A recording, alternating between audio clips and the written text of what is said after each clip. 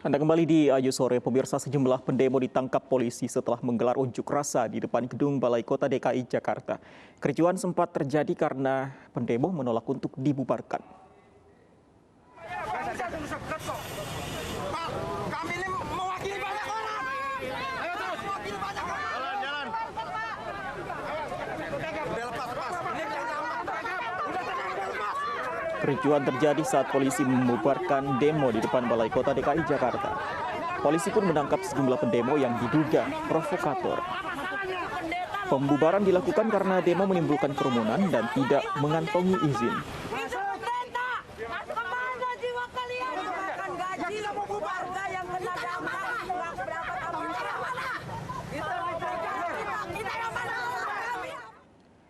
Pemirsa, area perbukitan di Agam, Sumatera Barat longsor, 1 orang meninggal dunia. Longsor kembali terjadi saat warga sedang mengevakuasi korban.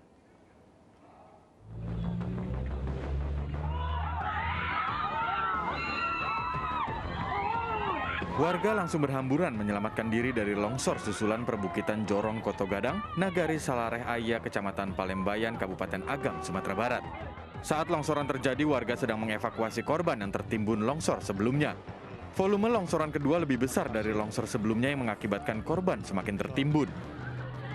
Korban berhasil dievakuasi setelah alat berat mini milik perusahaan sawit dikerahkan ke lokasi. Saat ditemukan, korban masih hidup. Namun sayang, korban meninggal dunia dalam perjalanan ke rumah sakit. Warga setempat berharap kejadian ini mendapat perhatian sebab lokasi mereka tinggal kerap luput dari perhatian pemerintah. Dari Agam, Sumatera Barat, Wahyu Sikumbang, iNews melaporkan. Banjir yang belum surut di 6 kecamatan di Kota Waringin Timur, Kalimantan Tengah membuat pemerintah daerah setempat menetapkan status tanggap darurat bencana. Saat ini banjir yang melanda sejumlah wilayah sudah memasuki minggu kedua. Intensitas hujan yang tinggi dan terjadi secara merata membuat banjir yang awalnya hanya melanda wilayah pedalaman utara Kota Waringin Timur kini meluas ke wilayah hilir. 60 desa dan 1 kelurahan terdampak banjir yang tersebar di 6 kecamatan. Banjir terparah terjadi di 32 desa yang membuat aktivitas warga lumpuh total.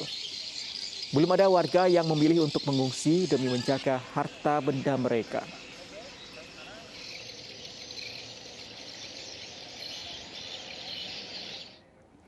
Beroperasi hingga tengah malam dan picu kerumunan, sebuah tempat hiburan malam di Kemang, Jakarta Selatan disegel petugas.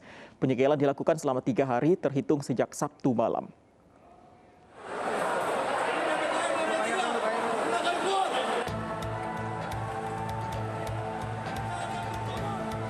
Ratusan pengunjung sebuah tempat hiburan malam di kawasan Kemang, Jakarta Selatan ini dikejutkan oleh kedatangan petugas gabungan polisi dan Satgas COVID-19. Petugas menemukan banyak pelanggaran protokol kesehatan seperti berkerumun hingga pengunjungnya tidak menggunakan masker. Sebelum dibubarkan, pengunjung didata untuk keperluan tracing COVID-19. Kapan selesai negeri ini?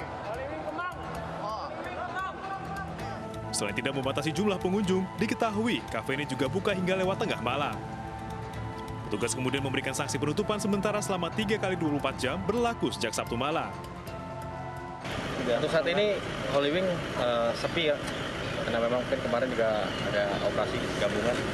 Jadi untuk saat ini kita pantau, persisnya di depan kita ini kondisi sepi pengunjung dan memang tutup saat ini. Video penertiban kerumunan pengunjung di tempat hiburan malam ini viral di media sosial dan menuai kritikan dari warganet. Dari Jakarta, Sofyan Firdaus, iNews melaporkan. Sementara itu, pemirsa, aksi ratusan ibu-ibu yang mengikuti senam massal di kawasan Puri Indah, Jakarta Barat viral di media sosial. Kerumunan tersebut terjadi pada Minggu pagi kemarin. Video ini direkam dan diunggah oleh akun Twitter @kurawa.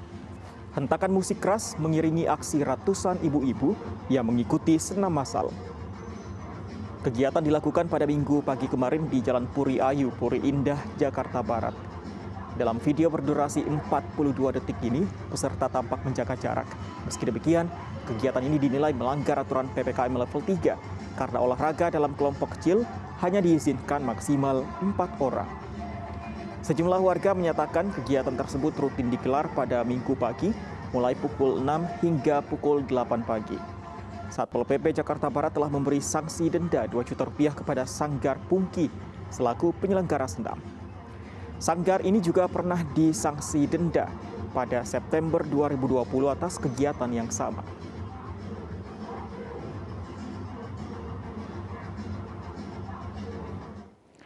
Ya, pemirsa, pelonggaran PPKM level 3 di Jakarta membuat sejumlah tempat umum kembali beroperasi hingga menimbulkan kerumunan.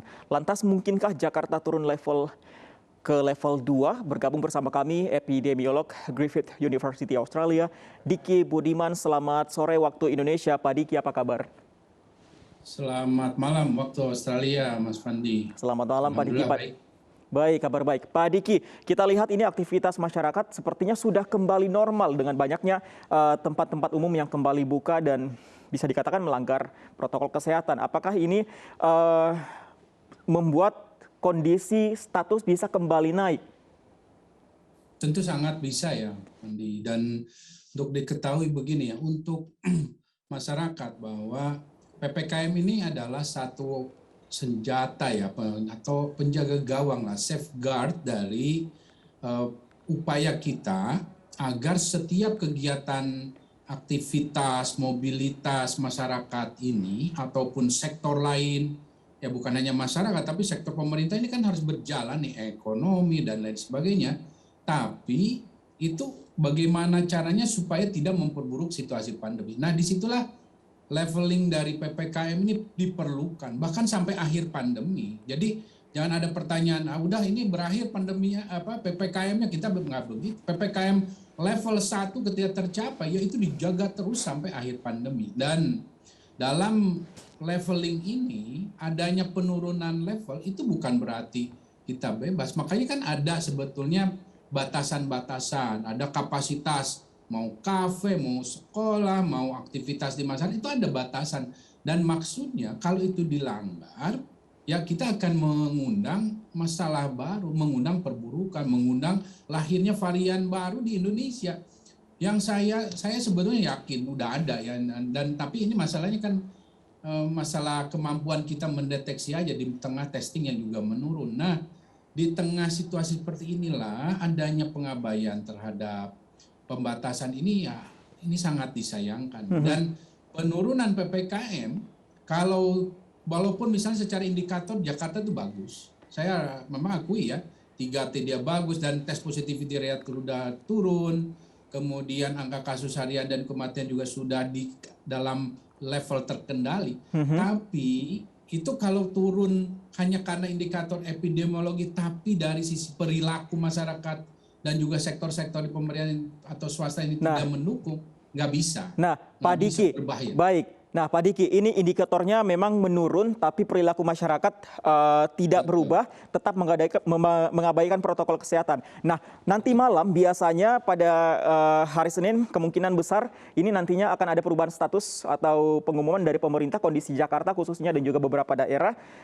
Yang harus dilakukan nanti malam melihat kondisi saat ini, apa kebijakan yang seharusnya dilakukan? Apakah menurunkan levelnya atau justru tetap menaikkan? Menurut saya setidaknya jangan turun ya. Tetap ya kalau tak naik nggak logis untuk Jakarta. Tapi setidaknya tetap. Karena apa? Karena namanya penurunan ini seperti yang saya sampaikan, tidak bisa hanya karena indikator epidemiologinya membaik, tapi di situ harus ada juga faktor bahwa perilaku untuk menerapkan 5M-nya ini, karena 3T, 5M vaksinasi ini satu kesatuan, itu sudah bisa dijalani, tidak usah oleh 100%, setidaknya katakanlah 60 atau 70%. Tapi saat ini saya meragukan itu ya, dengan kondisi ya kita bisa melihat lah banyak bukan hanya di Jakarta sih sebetulnya, di banyak daerah lain. Nah, kalau itu tidak bisa dilakukan saat ini ya setidaknya harus tetap sampai di level 3. Masyarakat ini paham, betul Fandi. Oke, tetap di level 3. Baik, Pak Diki, meskipun indikator atau positivity rate tadi juga menurun khususnya untuk Jakarta, tapi kalau kita lihat tadi ada banyak kegiatan yang berkerumun, ada senam massal, kemudian ada juga mengunjungi tempat hiburan malam. Nah, dengan tetap berkumpul meskipun positivity rate tadi menurun, apakah kemungkinan besar untuk adanya klaster di titik-titik misalnya senam, kemudian di tempat hiburan malam itu juga tetap besar kemungkinannya, Pak Diki? Sangat, bahkan 90% bisa terjadi. Cuma masalahnya adalah di kita ini kan terbatas sekali, tracing ini terbatas. Bahkan kalau saya bicara, karena saya ikut evaluasi untuk tracing dan testing PPKM ya di semua kabupaten kota. Di Jakarta itu yang memenuhi untuk tracing aja baru Kepulauan Seribu. Daerah lainnya menurun ya dalam beberapa waktu lalu. Nah ini yang dikhawatirkan, sehingga bahwa ketika ada keramaian-keramaian seperti itu, ya sulit nanti kita untuk mendeteksinya. Karena itulah ini artinya kita dalam posisi yang masih sangat krisis ya, sangat berbahaya ya. Karena apa? Bicara Delta varian ini selain mudah sekali dan cepat sekali menular, dia ini baru bisa selesai masa krisisnya tuh rata-rata 12 minggu, Mas Pandi. Baik. Dan kalau bicara 12 minggu ya akhir September. Jadi kita belum selesai. Walaupun Jakarta ini memang sudah mulai membaik, tapi kalau kita abai ya siap meledak lagi. Dan sayangnya dalam prediksi perhitungan atau pemodelan yang sedang saya lihat ini, Oktober kita Indonesia tapi bukan hanya dari Jawa sekarang, kontribusinya juga ada dari luar Jawa. Itu pertengahan Oktober atau akhir Oktober bisa meningkat lagi. Baik. Nah ini yang harus kita cegah. Baik, sikap masyarakat harusnya menjadi salah satu pertimbangan dalam pemerintah. Betul. Untuk menurunkan atau menaikkan, paling tidak menurut Anda juga tetap di level 3 untuk saat ini, khususnya untuk wilayah DKI Jakarta. Pak Diki Budiman, terima kasih untuk informasi bersama kami di News Sore. Pemirsa, Menteri Sosial Tri Risma hari ini lagi-lagi meluapkan emosinya. Kali ini ia geram karena masih ada ribuan orang yang belum menerima bansos COVID-19 di Aceh Besar. Mungkin orangnya merantau, it's okay. Tapi bahwa orangnya ada. Jangan ngomong nggak ada loh Pak, tak datangi kampungmu. Loh serius, nanti tak cari satu tak buktikan. Sudah semua clear. Menteri Sosial Tri Risma hari ini kembali naik pitam. Alasannya, masih ada bantuan sosial yang belum tersalurkan kepada masyarakat di Aceh Besar. Risma meluapkan emosinya kepada perwakilan Bank BUMN di Aceh saat meninjau langsung distribusi bansos di Aceh 2 September lalu. Kenapa? Saya tanya kenapa? Risma marah karena masih ada 1.300 orang yang belum menerima bansos.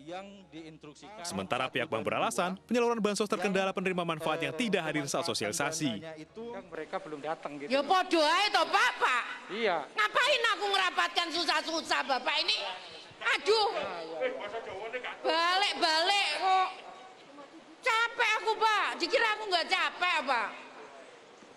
Oh, udah jelas, aku ngomong hari ini, kalau Bapak ngomong bisa, kemarin mestinya sebelum aku datang, diselesaikan. Tapi kenapa nggak diselesaikan? Marah aku jadinya Pak, aku sudah berusaha nggak marah, Bapak bikin marah. Ternyata kosong, itu pertanyaan itu kita yang harus jawab, sementara kamu seperti itu. Sebelumnya, Risma juga sempat marah-marah pada sebuah lembaga perbankan di Jember, Jawa Timur. Alasannya, lembaga tersebut dinilai lamban dalam mencairkan bansos untuk warga terdampak COVID-19. Tim iNews melaporkan.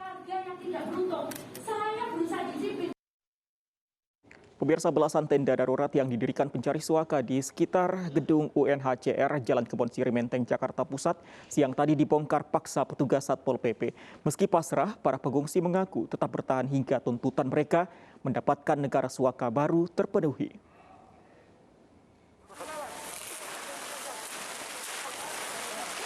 Setelah hampir 1 pekan, belasan tenda yang dijadikan tempat pengungsian ilegal pencari suaka di sepanjang trotoar Jalan Kebon Sirih Barat 1, Menteng, Jakarta Pusat siang tadi dibongkar petugas Satpol PP. Para pencari suaka asal Timur Tengah dan benua Afrika ini pun hanya bisa pasrah melihat tenda-tenda mereka dibongkar petugas. Meski pasrah, mereka mengancam akan tetap bertahan hingga pihak UNHCR memenuhi tuntutan memberikan negara suaka baru agar mereka dapat melanjutkan hidup dengan normal. Kita nggak ada rumah, mungkin kita tinggal di depan atau tapi di pinggir jalan kita nggak ada rumah. Kalau kita nggak ada tenda, nggak ada apapun, masih mau di pinggir jalan karena kita nggak ada rumah. Di sini sekitar 30, dari 25 sampai 30 orang. Selain melanggar perda tentang ketertiban umum, keberadaan tenda-tenda darurat di atas saluran air dan bahu jalan juga telah mempersempit bidang jalan yang kerap mengganggu akses keluar masuk warga sekitar. Pada hari ini kita melakukan penertiban bangunan yang ada di atas saluran, ya, terkait dengan keluar masyarakat di wilayah kita, bagaimana cara wilayah kita bersih. Usai ditertibkan, petugas Satpol PP akan disiagakan di lokasi guna mencegah para pencari suaka kembali mendirikan tenda darurat. Dari Jakarta, Rani Sancaya, iNews melaporkan. Puluhan pemuda balap liar dihukum dengan menuntun sepeda motor sejauh 4 km ke Mapolres Jakarta Selatan. Kami kembali sesaat lagi.